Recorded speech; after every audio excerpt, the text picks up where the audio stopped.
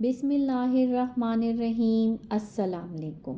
आज आपके साथ शेयर कर रही हूँ बीफ स्टेक की बहुत ही आसान और मज़ेदार रेसिपी। अब आपको बाज़ार से महंगे महंगे स्टेक ख़रीदने की ज़रूरत नहीं पड़ेगी, बल्कि घर के बहुत ही कम और सादा मसालों के साथ आप घर पर ही बीफ स्टेक बना सकेंगे। चाहे तो चिकन स्टेक बना लें, सेम रेसिपी को फॉलो करते हुए। इसके साथ साथ मैं आपको वाइट सॉस की रेसिपी भी बताऊंगी। इसी वीडियो में आपके साथ वाइट सॉस की रेसिपी भी शेयर कर रही हूँ, तो वीडियो को लास्ट तक ज़रूर देखें। तो चलें बनाना स्टार्ट करते हैं बीफ स्टेक। बीफ स्टेक बनाने के लिए यहाँ मैंने नॉर्मल साइज़ के बीफ के पीसेस ले लिए हैं। आप चाहें तो अपनी मर्ज़ी से बीफ के पीस बड़े भी करवा सकते हैं या चिकन भी ले सकते हैं।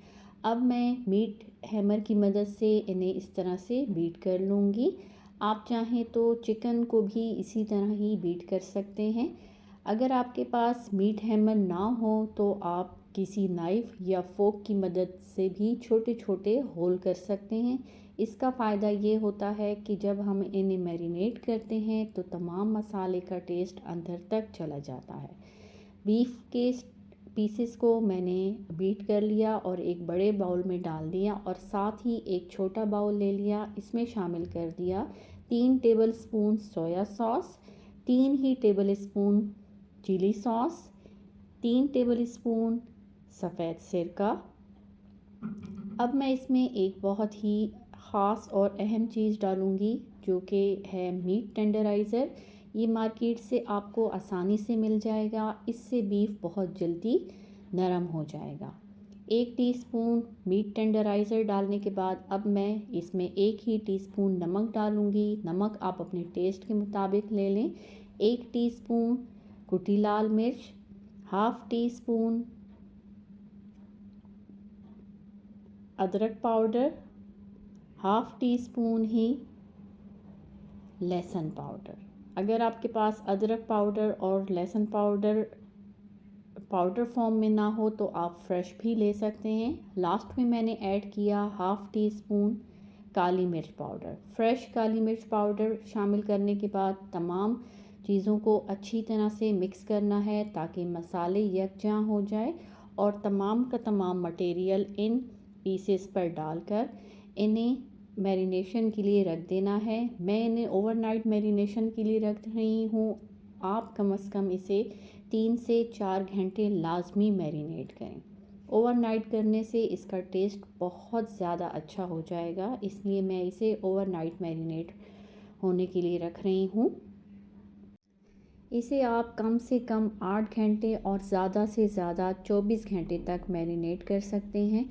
जितना ज़्यादा ये मैरिनेट होगा उतना अच्छा और टेस्टी बीफ स्टेक बनेगा। अब मैं इसे फ्रिज में रख दूँगी। अब ये नेक्स्ट डे है, मैंने नेक्स्ट डे फ्रिज से निकाल लिया। आप देख सकते हैं ज़्यादा टाइम मैरिनेशन की वजह से इनका कलर भी चेंज हो गया है और ये काफ़ी सॉफ्ट हो गए हैं। अब मैं इन्हें फ्राई करूँगी। अब स्टेक के लिए सॉस बना लेते हैं।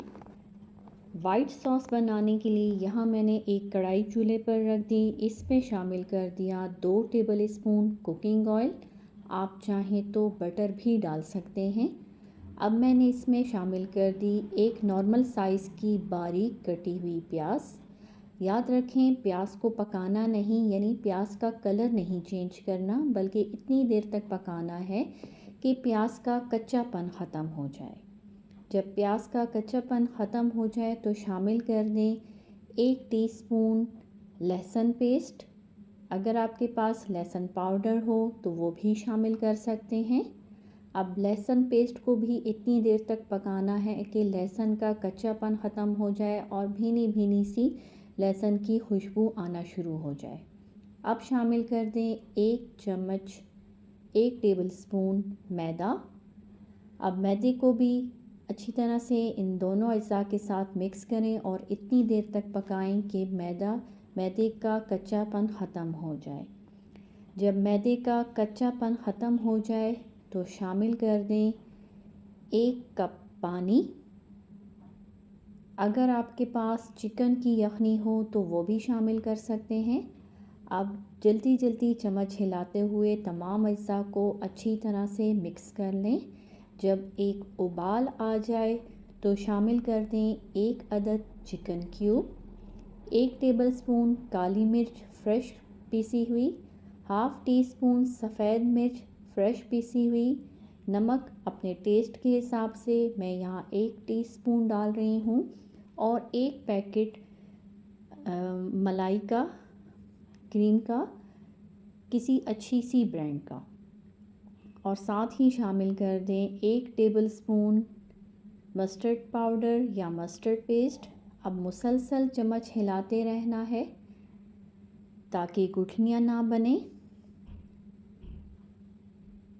अच्छी तरह से मुसलसल चम्मच हिलाते रहें। जब सॉस गाढ़ा होने लगे तो इसका मतलब है सॉस रेडी है। यहाँ मैं शामिल कर रही हूँ आधा कप मोज़रेला चीज़ का। ये ऑप्शनल है, आप चाहें तो स्किप कर सकते हैं या चेडर चीज़ भी यूज़ कर सकते हैं। अब इतनी देर तक मज़ीद पकाना है कि चीज़ मेल्ट हो जाए। जब चीज़ मेल्ट हो जाए तो समझ जाएं कि सॉस रेडी है। चीज़ मेल्ट है, सॉस बिल्कुल रेडी है। अब मैं इसे साइड पर रख दूँगी। बीफ स्टेक बनाने के लिए यहाँ मैंने 2 चूल्हे ऑन कर दिए। एक पर मैंने ग्रिल पैन रख दिया है और दूसरे पर मैं हॉट प्लेट रखूँगी। अगर आपके पास हॉट प्लेट ना हो तो परेशान होने की बिल्कुल भी ज़रूरत नहीं है। आप नॉर्मल प्लेट में भी स्टेक को सर्व कर सकते हैं। अब ग्रिल पैन में मैंने 2 से 3 टेबलस्पून ऑयल डाल दिया। आप चाहें तो बटर भी डाल सकते हैं। और जो मैरिनेटेड बीफ स्टेक के पीसेस थे वो मैंने ग्रिल पैन में डाल दिए। अब एक साइड से कम से कम हम इसे 10 से 15 मिनट के लिए पकाएंगे। 10 से 15 मिनट में जब एक साइड से ये पक जाएंगे, इनका कलर भी चेंज हो जाएगा, तो हम इनका साइड चेंज करके मज़ीद 10 मिनट के लिए पकाएंगे। इनके नरम होने की जो है ना, जल्दी नरम होने की वजह ये है कि एक तो हमने इन्हें ओवरनाइट मैरिनेशन में रखा था, दूसरा मीट टेंडराइज़र भी डाला था, तो ये जल्दी नरम हो जाएंगे। स्टेक के पीसेस नरम हो गए हैं, फ्राई भी हो गए हैं, इनका कलर चेंज हो गया है। अब मैं इन्हें बाहर निकाल लूँगी और हॉट प्लेट भी काफ़ी गर्म हो गई है। अब मैं इसे हॉट प्लेट में सर्व करूँगी। बीफ स्टेक को मैंने हॉट प्लेट में डिश आउट कर लिया है। अगर आपके पास हॉट प्लेट ना हो तो सेम इसी तरीके से नॉर्मल प्लेट में भी आप डिश आउट कर सकते हैं। फ्राइज़ के साथ सर्व कर रही हूँ। अगर आप चाहें तो वेजिटेबल्स के साथ भी सर्व कर सकते हैं। रेसिपी को ट्राई करके अपना फ़ीडबैक ज़रूर दीजिएगा। अल्लाह हाफ़िज़।